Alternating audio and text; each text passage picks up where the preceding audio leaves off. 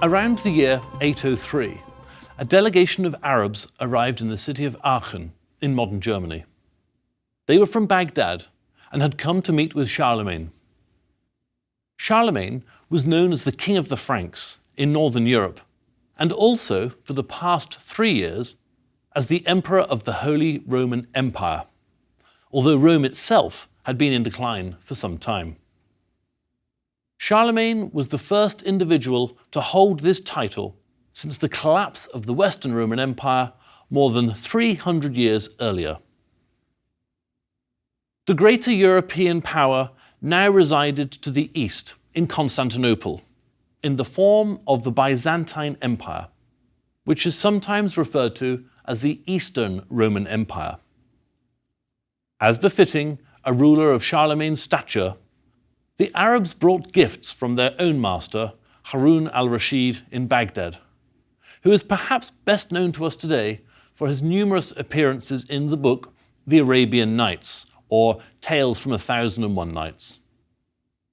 Charlemagne's court notes that among Harun al Rashid's gifts were a carved ivory horn, a gold tray and water pitcher, a pair of intricately engraved brass candlesticks, bottles of perfume, a chess set, and bolts of fine cloths, including silk. The delights also included a robe fit for a king. On it, the following legend was embroidered: "There is no God but God." This was a statement of faith. The Christian Catholic European emperor and the Sunni Muslim Arab Caliph, in spite of their religious differences, could each agree on a common God. As splendid as these gifts were, another object filled the emperor and the entire court with awe, according to Charlemagne's official biographer. This was a water-powered clock, the likes of which had never before been seen in Europe. Apart from keeping the time, the clock chimed on the hour every hour. Now, this clock didn't meet with universal approval among the Franks. Some of Charlemagne's advisors thought it a work of sorcery, or Mohammedan devilry, as they called it, and they suggested that the clock should be destroyed. Wiser heads prevailed. The Frankish chronicler describes it as a marvellous mechanical contraption in which the course of the 12 hours moved according to a water clock, with as many brazen little balls which fell down on the hour and through their fall made a symbol ring underneath.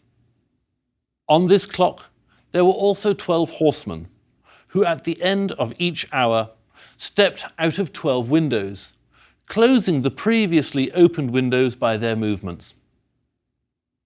In this lecture, we're going to spend some time getting to know Harun al Rashid and his role as midwife to what would become known as the Islamic Golden Age, between roughly the 8th to the 13th centuries.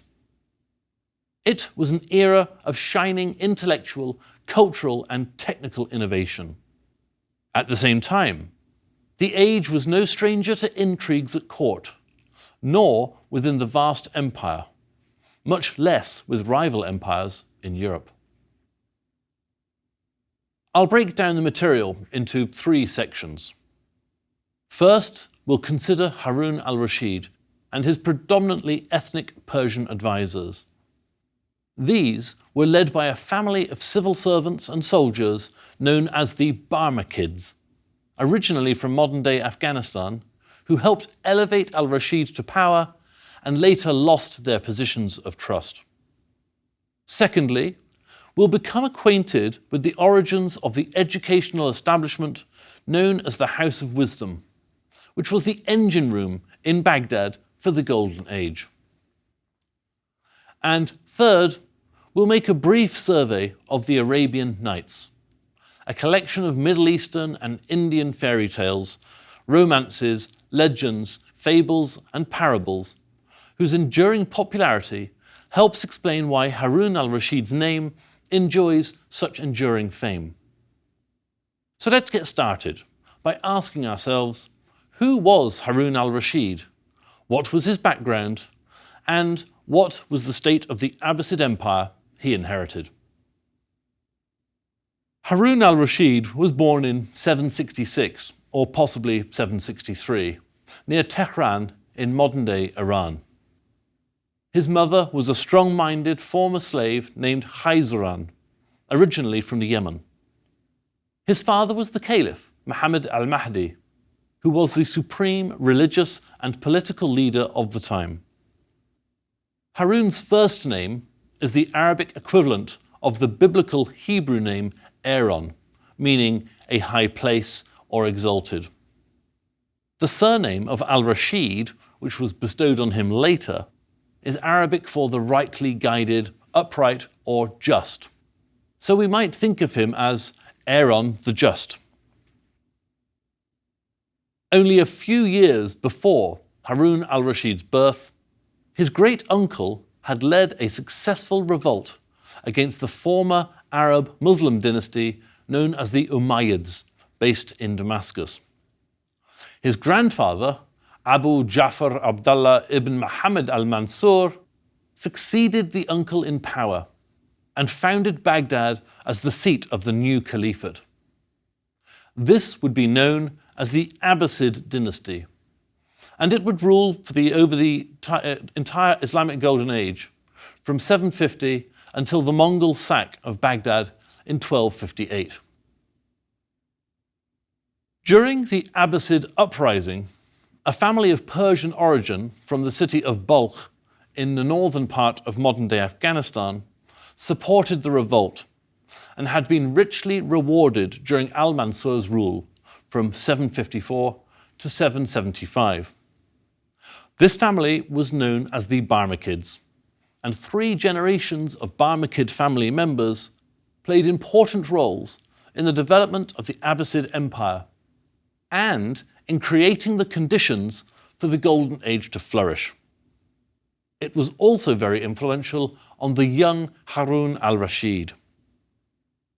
Alexander the Great first captured the Barmakids' ancestral home of Balkh in about the year 330 BC and called it Bactra. The territory fell to the Muslim Arabs' expansionist aims in about 663, and the Barmakids, although originally Buddhist leaders, moved to Basra in southern Iraq and converted to Islam. At the time of the Abbasid rebellion against the Umayyads, the family patriarch Khalid ibn Barmak administered its territory in modern-day Iraq, overseeing military forces and collecting the local land tax. The Barmakids were also known for their tolerant views on religion and philosophy, and they would come to be known for their support of the emerging arts and sciences during the Islamic Golden Age. In about the year 779, the young Harun, as a boy of about 14 at the time, was named to lead an Abbasid military expedition against the Christian Empire of Byzantium. He was accompanied by Khalid ibn Barmak's well-trained and capable son Yahya, who looked closely after his royal charge and ensured that the mission would be hailed as a success. That the 2 men subsequently ended up in jail together proved to be only a temporary inconvenience. Khalid ibn Barmak had himself run afoul of al-Harun's grandfather, al-Mansur, at one point, though he was well regarded by al-Harun's mother, the former slave woman, who helped restore his privileges. Al-Harun's elder brother, al-Hadi, briefly ascended to the caliphate, but he died shortly after, under mysterious circumstances. And so al-Rashid, now 20 years old, became the 5th Abbasid Caliph, while Khalid ibn Barmak's son, Yahya, was made vizier or chief minister.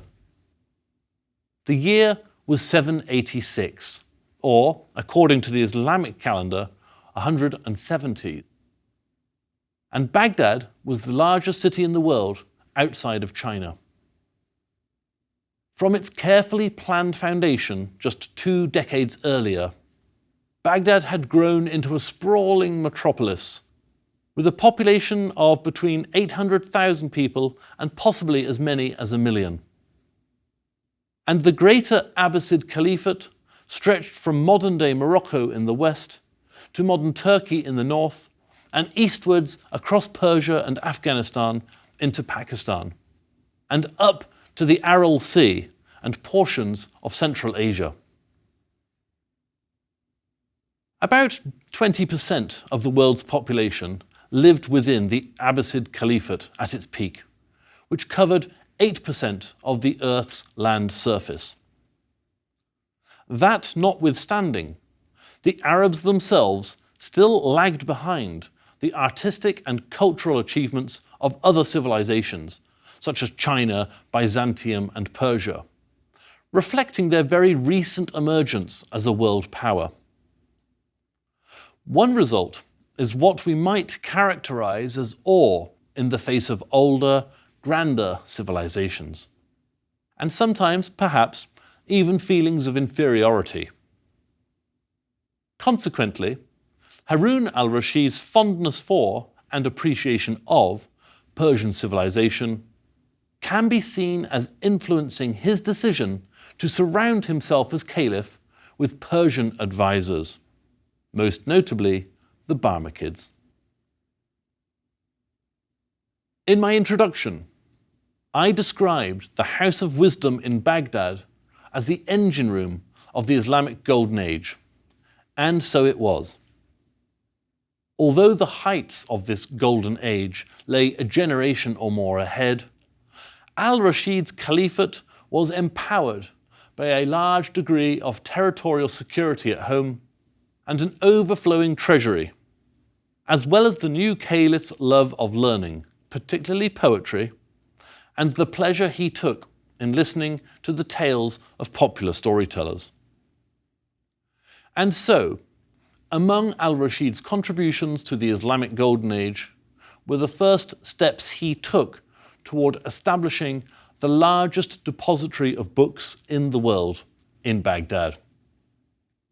It was a concentration of learning and literature that would flourish for close to 450 years.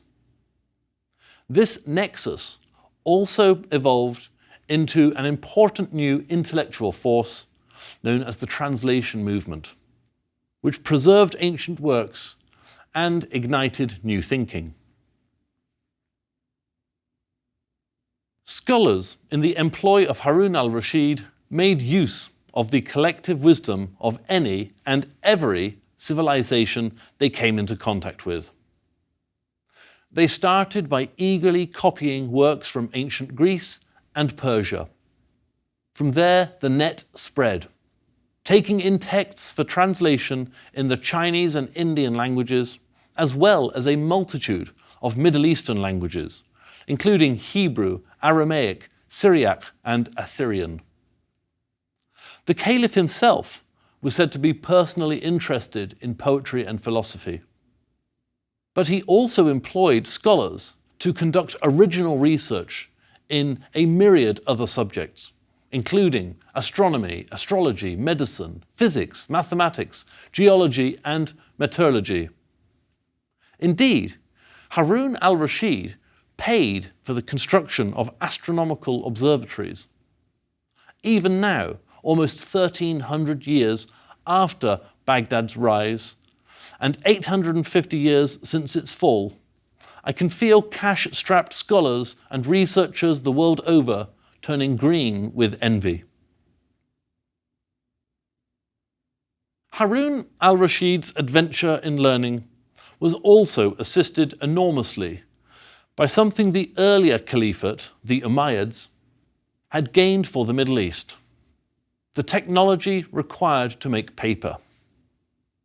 Imported from China, either immediately after the Battle of Talas in 751 or very shortly thereafter, affordable papermaking on a large scale radically altered the translation process and made possible widespread transmission through the simple expedient of producing multiple copies of any title. Scores of scribes were necessary for this translation work and for the production of multiple copies of individual titles. Non-Muslim, Jewish, Christian, Zoroastrian, and other scholars were all employed and well paid. These were not unwilling workers, scribes as galley slaves chained to their desks. Quite the reverse. Such employment was very much sought after, regardless of race or religion. It shouldn't come as a surprise to you that when members of Baghdad's wealthy elites saw the interest and investment Harun al Rashid was ploughing into scholarship, they too decided to throw some money in the same direction. It's funny how discovering one has a common interest with one's monarch can loosen the purse strings. Soon, wealthy merchants and military men were sponsoring their own scholastic efforts. After starting with translations of mathematical and tactical manuals from Persia, India, China, here too, locals soon produced their own new work. And while many of the greatest advances of the Islamic Golden Age were yet to come, I can't go wrong by listing a few of them. They would include many of the principles of algebra, geometry, and trigonometry, as well as star tables and almanacs, with which one could forecast such natural phenomena as a lunar eclipse. The achievements of the age also included the ability to measure the Earth's circumference, and with the ability to accurately know the time and calendar date. One of the greatest of these advances was not specifically embedded in the arts or sciences at all, but rather in human conduct. The Islamic Golden Age represented a time and place in world history when faith and reason, religion and science, were allowed to peaceably coexist.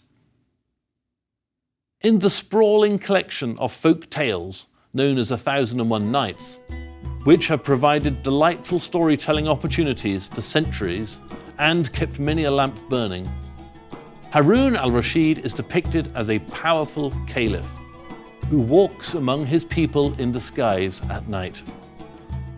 His royal court exudes opulence and perhaps a hint of menace. Many Western fantasies about what used to be called the Orient come from these tales.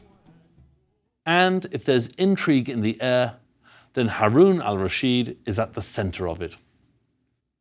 Interestingly, Harun al Rashid comes out of these stories looking pretty good. He is often set among trusted friends, such as his Persian viziers, and hard-drinking poets, including those who represent the state and others who challenge its norms. The overall suggestion is that he was a beloved character, or at least looked upon fondly by his subjects. Indeed, he is often presented as a sympathetic, thoughtful ruler. Known formally as 1000 Nights and a Night, or in Arabic as Alf Layla wa Layla, there's no definitive collection of these stories. In their first centuries of existence, the tales existed solely in the oral tradition of storytelling. The collection grew over time, with roots in various places, including India, Persia, and the Middle East, and even, believe it or not, in Europe, where the earliest French translators invented and inserted stories of their own, beginning in around 1710 and continuing through the 18th and 19th centuries. The earliest fragments of the written Arabic texts come from the early 9th century, and even after the stories were written down in Arabic, they weren't set in stone. The tales came west in the early 18th century, at which time Harun al Rashid became a man whom Western poets and writers also loved to laud. Memorialized in poems by Longfellow, Tennyson and Yeats, and in novels from James Joyce's Ulysses to Salman Rushdie's Harun and the Sea of Stories, al-Rashid's fame continued to grow, including in films for children and adults alike. A short eponymous poem by Longfellow, in which the Caliph is reading and musing on great kings that have come before him, concludes with these poignant lines. O thou who choosest for thy share the world and what the world calls fair, take all that it can give or lend, but know that death is at the end. Harun al Rashid bowed his head, tears fell upon the page he read. But not everyone harbours such great sympathy for this Abbasid dynasty, not historians nor his contemporaries. Reynolds A. Nicholson, the late English scholar of Islamic literature, considered al-Rashid a perfidious and irascible tyrant, whose fitful amiability and real taste for music and letters hardly entitle him to be described as a great monarch or a good man. Throughout his 23-year reign, revolts broke out in one corner of the Abbasid Empire or another, including in Egypt, Syria, and Yemen. The rival Idrisid dynasty established an independent territory in Morocco in the year 798, and another group, the Aghlabids, carved out a semi-independent territory in Tunisia just a year later. Al-Rashid further undermined his own legacy by devising a succession plan that envisioned one of his sons becoming the Caliph, or supreme religious and administrative authority, while another son would command certain provinces and some military forces. This was bound to end in disaster, and it did. Three great empires controlled vast swathes of the earth at the time. Byzantium, centered in Constantinople, with which al-Rashid frequently clashed, the Franks under Charlemagne from Rome in the north, and the Abbasids in Baghdad. In the year 798, Charlemagne sent a diplomatic mission to Baghdad to sound out al-Rashid about an alliance, and the Muslim Caliph immediately saw the favourable implications of such a possibility for himself, as well as his empire, by gaining leverage against the Byzantines in Constantinople and the Umayyads in exile in Spain. And so, al-Rashid decided to send a collection of very special gifts to Charlemagne over the course of 3 separate diplomatic exchanges. The most spectacular of these, in the form of an elephant, walked under its own power into Aachen, Germany, in the spring of 801, near modern-day borders with Belgium and Holland. This is one historical artifact that sounds very much like something from the Arabian Nights. As for the startled Franks, perhaps not since the days when Hannibal had crossed the Alps had anything like this been seen in Europe. At the time, Harun al Rashid undoubtedly saw his own Islamic-sponsored culture in the ascendant, and in general superior to Western European cultures. Even so, he was keen on making contact with the West. As a rule, the gifts demonstrated the highest standards of artistic and cultural achievement then available in the Abbasid Caliphate, although it's not entirely clear where the elephant came from. and such offerings were carefully and deliberately selected. They were meant to impress, and they did. Alas, the ancient timepiece, water clock, the one that chimed on the hour every hour, no longer exists. Although the carved ivory horn, the tray and pitcher, and some of the chess pieces, and the robe all do. They're now housed in various European museums. For that matter, the alliance of al Rashid and Charlemagne itself never formally came to pass. Very shortly afterward, al Rashid's reign encountered a much more severe shock than regional uprisings in the provinces. Now, wealth had poured into the Abbasid treasury during all this time. It was said that al Rashid's wife insisted on table settings that glittered with gold, silver, and jewels, and that the palace was filled with concubines and entertainers. But the Barmakids fared perhaps better than anyone. Their influence was far-reaching, as reputedly were their unceasing efforts to enrich themselves. Al Rashid's vizier, Yahya, had two sons, Al-Fadl and Ja'far, the latter of whom was known for his love of parties and good living, and who was particularly close to Al Rashid. In a dispute whose particular details are lost to history, Al Rashid ordered his dear friend Ja'far executed in 803, and parts of his body displayed in different parts of Baghdad. The father and brother, Yahya and Al-Fadl, were both imprisoned and died there. Then, in the fall of 808, Al Rashid himself fell ill while on his way to putting down a revolt in Khorasan, in modern-day Iran, and he died shortly after. Baghdad would arguably reach the pinnacle of its cultural greatness under Harun's firstborn son and successor, Al-Ma'mun, who reigned for 20 years, from 813 to 833. Al-Ma'mun may have spent more money on the House of Wisdom than his father did.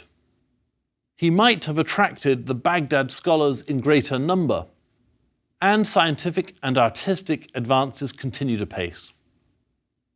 But among the black marks on Al-Ma'mun's time in power would be that he secured rule only after a civil war saw him defeat and execute his half-brother, Al-Amin, under the ill-advised succession arrangement devised by their father. And even then, Al-Ma'mun took to persecuting Muslims whom he feared were disloyal or who didn't share his beliefs. This was a grim time, likened to the later Spanish Inquisition. Indeed, much of Al-Ma'mun's caliphate would be marked by a protracted civil war and the beginnings of serious financial and political worries for the Abbasids. Local governors periodically challenged the caliph's authority, producing upheaval that would see Baghdad fall into the hands of Shia rivals a few decades later. Al-Ma'mun also renewed fighting against the Byzantine Empire. So it's easy to see why later Muslim historians looked back on Harun al Rashid's time as caliph as a favourable period by comparison. Now, some will say that the Arabs offered very little positive in the so-called Islamic Golden Age, merely cracking the whip while others did the work.